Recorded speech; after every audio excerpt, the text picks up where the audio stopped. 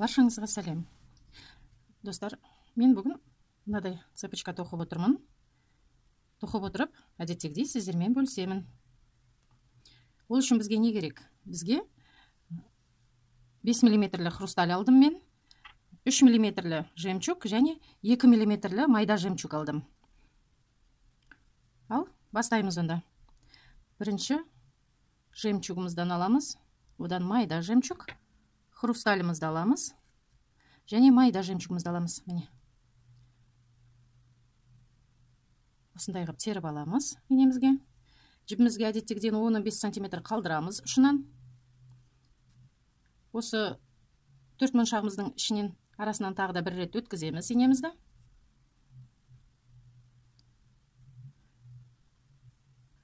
Байлаймыз ұшын. 2-3 рет байлайсыздар сіздер. Мен жай образец болғаннан кейін бір рет қана байлап қойдым. Енді әрдайым тоқыған сайын біз мына оң жақтағы майда жемчугке, майда моншағымызға өткізіп отырамыз инемізді.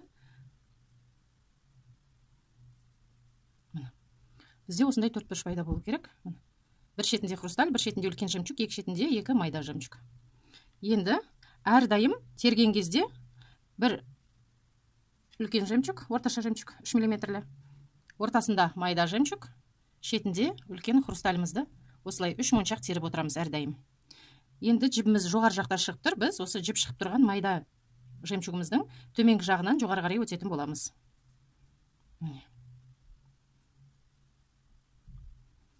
Бізде зигзагообразный болу керек. Әрдайым кішкентай майда жемчугімізге қарай жібімізді апарып отырамыз. Қайтадан. Өте оңай.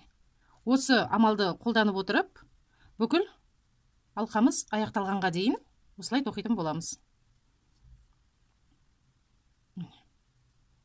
Тағы да жоғар жақтағы майда жемчугімізге қарай өтеміз.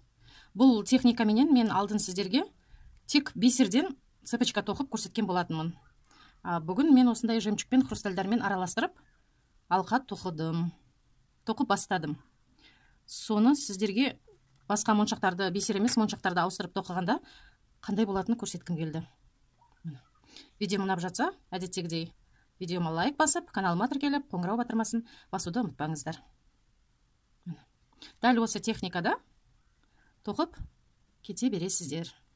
Сол кезде осындай алқа болады. Алқаны өлшеп отыруды ұмытпаймыз.